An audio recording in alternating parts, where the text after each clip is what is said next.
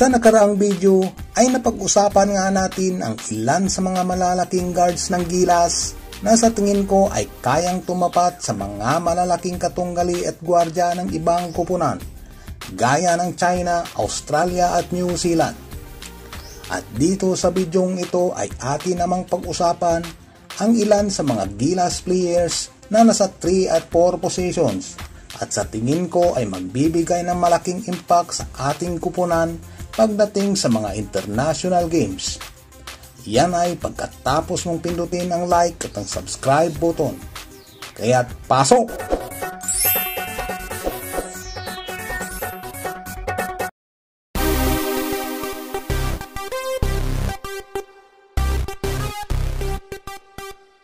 Sa kasalukuyan, ang ating mga player na kabilang sa small at power forward positions ay kinabibilangan nina April Bernardino, Lona Osar, Meika Katsu, Angelica Surada, Camille Clarin at marami pang iba.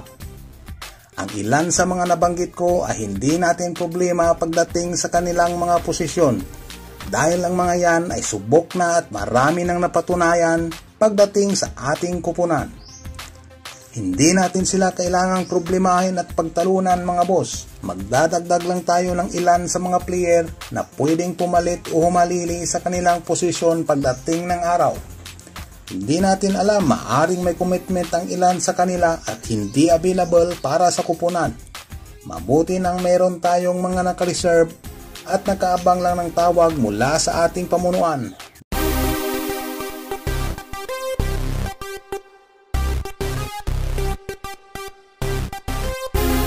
Ang mga player na ito ay mas may katangkaran kaysa sa mga kasalukuyan nating manlalaro na nasa 3 at 4 positions.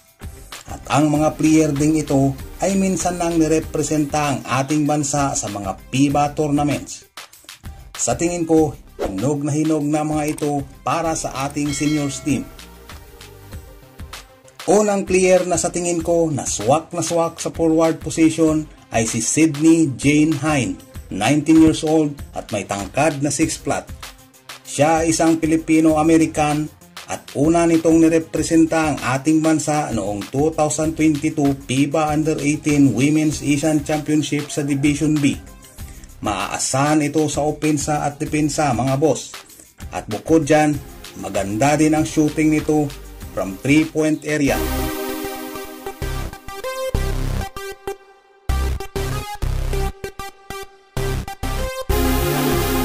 Pangalawa ay si Malia Bambrick, isang Pilipino-American na 5'10 at 24 years old. Una nitong nirepresenta ang ating bansa noong 2023 William Jones Cup sa Taiwan.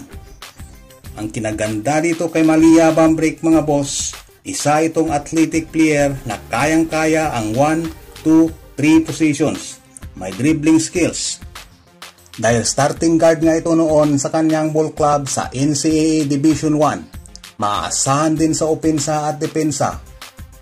At may magandang shooting from beyond the arc.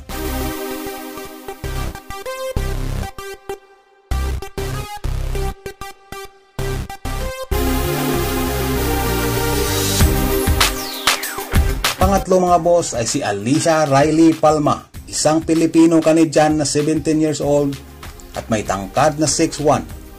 Medyo bata pa ito mga boss. Pero sa tangkad niya kasi bibihira sa Gilas sa may ganitong height na nasa forward position. Una nitong nirepresenta ang ating bansa noong 2023 FIBA Under-16 Women's Asian Championship sa Division B, kung saan na-sweep ng koponan ang tournament at tinanghal na kampiyon.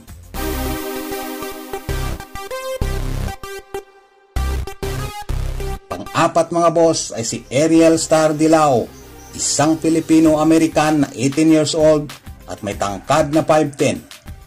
Isa si Dilao sa mga player na kabilang sa nagwalis sa 2023 FIBA Under-16 Women's Asian Championship sa Division B, na kung saan ay nakuha nga ng ating koponan ang gold medal at na-promote ito sa Division A.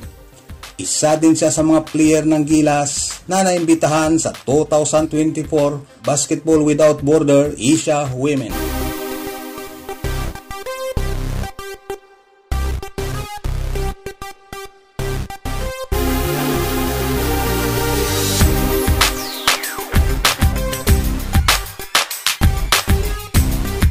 Panglima ay si Sophia Ann Dominic Canindo, isang legit na small forward, 17 years old at may tangkad na 5'10".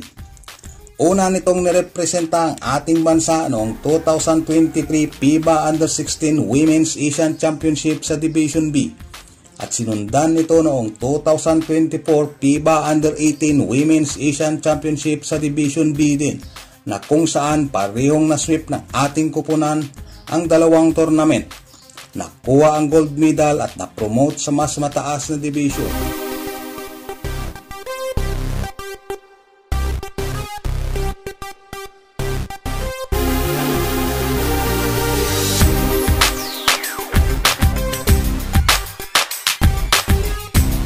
Pang-anim mga boss, idadagdag ko lang itong si Gabby Ramos. Although napasama na nga ito sa ating seniors team noong 2024 William Jones Cup, isa pa rin siya sa inaabangan ko na magrepresenta ng ating kupunan sa isang FIBA tournaments. All-in-one ang player na ito mga boss, kayang-kaya nito ang 1, 2, 3, 4 at 5 positions. Siya ay 18 years old pa lang mga boss at may tangkad na 6 flat. Una natin siyang nasilayan suot ang gilas jersey noong 2022 FIBA Under-16 Women's Asian Championship. Sinundan nito noong 2023 FIBA Under-16 at 2024 FIBA Under-18 Women's Asian Championship sa Division B. At unang sabak nito sa ating seniors team noong 2024 William Jones Cup. Kaya sa tingin ko, hinog na rin ito para sa ating seniors team. Alam ko yung mga napili at nabanggit ko ay maliliit at underdog para sa 3 at 4 positions ng ating kupunan. Kung maghanap ang ating pamunuan ng mas malalaki na tulad ng 6'2 at 6'6 na mga player, ay mukhang malabo pa sa sabaw ng pusit yan mga boss. Sakali kung makahanap man sila, ito ay malamang walang dugong Pinoy at magiging naturalized player, sigurado yan. Na ang gusto ko naman na position para sa naturalized player sana yung kapalitan ni Jack Animam, dahil dyan kulang na kulang ang gilas. Ang nagiging kapalitan niya lamang dahil wala na nga si Castro ay si De La Rosa na maliit din para sa kanyang position. Hanggang dito na lang mga boss, at sana yung mga nabanggit ko ay mabigyang muli ng chance na magsuot ng gilas jersey kasama ng ating women's seniors team. Maraming salamat sa suporta at God bless sa ating lahat.